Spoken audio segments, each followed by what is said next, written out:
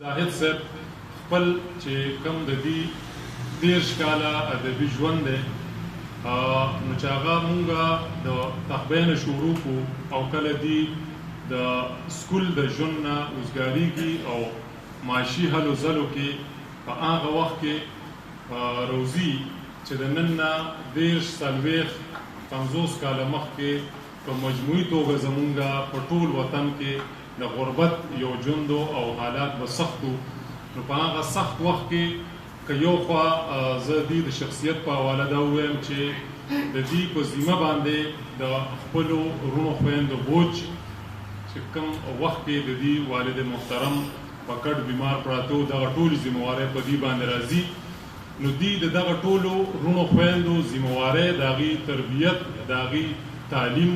د هغې هر قسمه خیال ساتلو سره سره د پښتو ادب دپاره چې کومې هلې ځلې کوي نو هغه د مشران ګواه دي چې په تخبې کې پښتو ادبي ټولنې تخبې د سوري د لاندې د لوی کچ ادبي دستوري هلته کې کوي او د پښتونخوا د هغه وخت چې اوس خدای بخښلي زموږ څه مشران او څه ژوندي دي او هلته کې د لوی کچ ادبي دستوري کوي د هغې نه علاوه بیا چې کوم دی خپل هلته کې کاروبار شروع کړو یو د کتابونو دوکان یو نو هغه بیا د دغه ادبي هلو ځلو په وجه باندې متاثره کیږي او دی بیا د حلال رزق په لټون کې د مارګلۍ لمن اسلام آباد ته راځي اسلام آباد ته راتلو سره یو څو کاله په دې چې کوم دی نو په خپل کاروبار باندې توجه ورکوي او دا یې ثابته کړې ده چې شاعر ادیب هغه نثر لیکي که شعر لیکي نو دوی د خپل کردار په ذریعه باندې دا ثابته کړې ده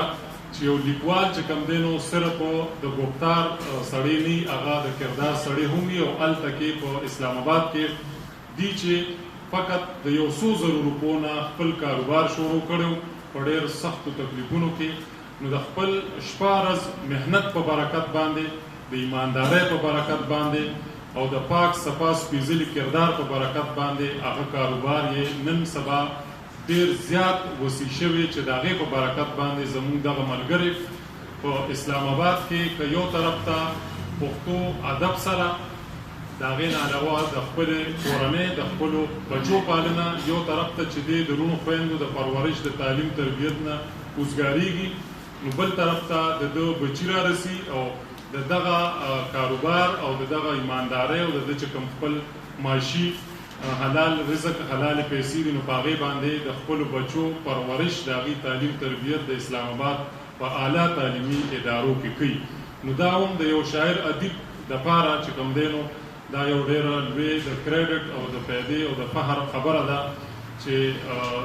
زیاتره لکه ځینې د ملګرو دا خیال دی چې شاعران صرف شعرونه لیکي ځان ته خیال نی او داسې ده هم ځینې زمونږه د معاشرې خلک مونږه دیني یا دنیاوي سمیشن څه سلسله کې چې روان شو نو خپل ځان هم هیري خپلې کورنۍ هم هیري خپلو بچو نه لاپروا یو عبدالحمید زاهد صاحب په اسلام آباد کې خپل کاروبار سره پښتو ادب سره پښتو ژبې سره هلته کې چې کوم دي د دې قربانۍ دي د دې هغه هلې ځلې دي نو هغې سره سره بیا دوی د خپلو بال بچ د هغې ښه تربیت نه په موجوده دور کې چې د هر پښتون دا فرض جوړېږي د ټولو نه ښه چې مونږ د خپلو بچو ښه تربیت وکړو هغوی ته یو ښه شعور ښه تربیت ورکړو نو دوی د خپل ادبي هلو ځلو سره سره دغه هر څه مخ پر وړاندې بوځي د بدقسمتۍ نه د څه وخت نه ناروغه دي ډېر زیات مونږ ټول اسلام آباد ملګري ورسره هم پریشانه دي دی په دغه ادبي سفر کې یو طرف ته خپله شاعري کوي خپله شعري مجموعې مخې ته راځي نو د هغې نه علاوه بیا دغه چې کوم سپېڅلي مشران دي اثر افغاني صاحب سلیم راز صاحب او ممر شفق صاحب د دوی په حواله باندې دوی چې کوم دی نو کوم ګټور لیکونه راجمع کړي دي او هغې له بیا د خپل جیب ګټه وټه په هغې باندې لګوي او په انتهایي بیمارۍ په حالت کې ما یوه خبره پښتو ادبي سوسایټۍ اسلام آباد د سوري لاندې چې کله د دې کتابونو په حوالې سره یو پروګرام و نو په هغې کې څه ملګرو ډېر زیاتې د دې کارنامې وستایلې او بیا زمونږ یو پروفیسر صاحب ورته دا وویل چې زه اوس یو بل مشر یادومه اوس د هغې هغه خدمات او هغه مقالې د هغې هغه لیکونه راجمع کړه او هغې له هم کتابي شکل ورکړ. نو ما هغې سره وخاندل چې اوس به یې لږ غوندې پرېږدو ځکه چې ډېر زیات ناروغ هم دي. نو دغه چې کوم تاسو یادوئ دغه خدمات او دغه چې کوم فرایض دي ذمهوارۍ دي دغه که دله لږ غوندې ارام ورکړو او د دې په ځای زمونږ هم فرض جوړېږي چې څومره زمونږ دغه مشران دي که هغه په حق رسېدلي دي یا ژوندي دي نو د هغې دغه نثري لیکونه یا په هغې باندې کار کول هغه کتابي شکل هغې له ورکول په دې نیت سره چې دا محفوظ شي او په راتلونکي وخت کې مونږ په خپله او زمونږ چې کوم کشران دي هغې کې هم دې پورته کړي.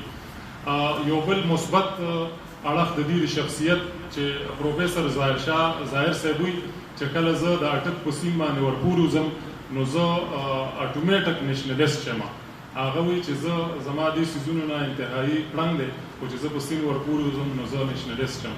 نو په پنډه اسلام آباد کې د مارګلې په لمن کې هر یو پښتون د خپل کلي علاقې سفیر دی د خپلې صوبې سفیر دی او هلته کې چې د هغه کم کردار دی د نورو قومونو د روان دی هلته کې چې مختلف قومونه آباد دي نو د هغه د خپل کردار نه دا ثابتوي چې دی د کومې علاقې سره تعلق لري د کومې صوبې سره تعلق لري. نو که هغه ښه یو کار کوي نو هغه ټوله علاقه او صوبه پرې ښه یادېږي او که چېرې خدای مکړه د هغه نه داسې څه منفي کارونه کېږي نو هم بیا د کلي علاقې دپاره د بدنامۍ سبب جوړېږي. خو عبدالحمید زاهد چې هلته کې کوم د ادبي ما د دې د خدماتو ذکر وکړو نو یو بل مثبت د دې د شخصیت چې کوم اړخ دی نو هغه دا دی چې د پنډه اسلام آباد په مضافاتو کې چې مونږه کوم ځای کې چې زه هم اوسېږم او ذاتي طور زما کومه مشاهده ده نو هغه دا چې هغه ځای کې ګڼ شمېر پښتانه هم آباد دي او زمونږ زیاتره هغه ځای کې مزدورکاره طبقه ده. هغه ځای کې بیا مونږ ته مسایل وي په هر حواله سره د مقامي خلکو طرف نه یا د نورو ادارو طرف نه. نو عبدالحمید زاهد صاحب چې تاسو که ورله ورغلی څه ملګري زموږ د اسلام آباد ملګري مونږ د ډېر د نږدې نه پېژنو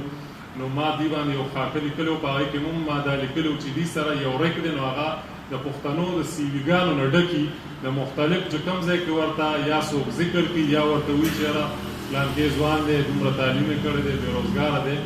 نو هغه د سیویګانو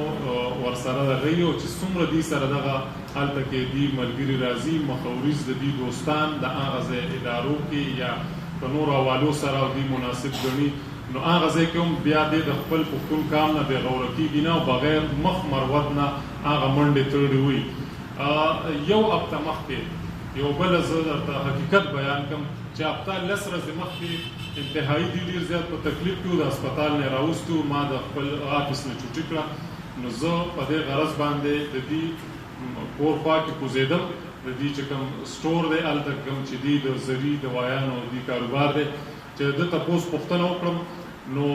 د کوزېدو نه مخکې ما دې ته ټلیفون وکړو چې زه رالم او دې ځای کوزېږم ما چې تاسو حال احوال معلوم کړم ما ته یې ویل چې دغه ځای چوک کې ودرېږه بس زه درغلم زه چوک کې ولاړم دې راله دې سره 4-5 ملګري ما ته یې ویل چې دلته کې هغه پلان کې یو مشر دی یو چودري صاحب دی او دا ملګري دی د دې څه مسله ده بس هلته کې ورځو نو بس بیا ځو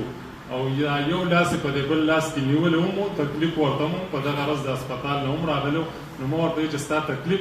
وایي چې تکلیف به کېږي مې دا ملګري د کوم ځای دي څوک دي هغه ملګري داسې نه ګڼي چې زمونږ او ستاسو دې سره یو کلک تعلق یا تړون د دې سټور ته راغله هلته کې څه خبرې اترې کېدې بیا یې وایي چې یاره دلته کې څه زورور خلک دی زما نه یو پلاټ نیولی دی او دومره پکې دا مسلې شوي دي نو بیا دې هغه کسان خپل سټور یې بند کړی دی او په ګاډي کې ناست دي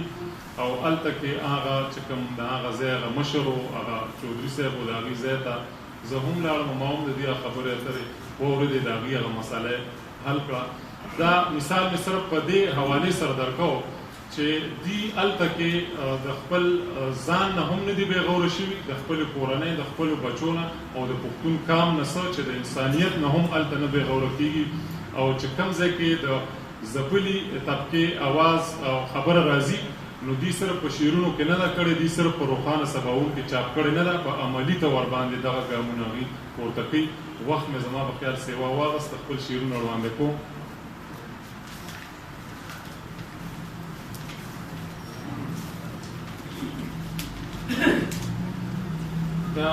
څو شعرونه چې ستاینه دې د فن وکړم کنه د شخصیت ستاینه دې د فن وکړم کنه د شخصیت شاعر یې منفرد او هم انسان یې د صفت پریوانه رب درکړي د اخلاقو چې دولت پریوانه رب درکړي د اخلاقو چې دولت نو ځکه در عطا د هر ډګر باندې عزت جوسه د خدای درکړي زړه راښکونکې مزیداره خوږه پسته لهجه خواږه لفظونه خوشګفتاره بې داغه بې ضرره باشعوره باکرداره په مخ ملازه نه وایم قسم پې کوم یاره حساس لري طبیعت نو زړه په هر چا دې خوږېږي د کام په بده ورځ اوښکې د سترګو دې تویېږي ګیني نو دلته ډېر شته چې د بل په درد خندېږي چې غورځي خوشحالېږي پرمختګ ته خفه کېږي او اخیری بند چې لږ ذکر به دې وکړم شاعره د شعرونو د لوس لغړ بچو په حال غصو احساسونو روښانه سباوونکې د اعلی اعلی نظمونو د کام د لارښودنې مدلله مضمونونو مننه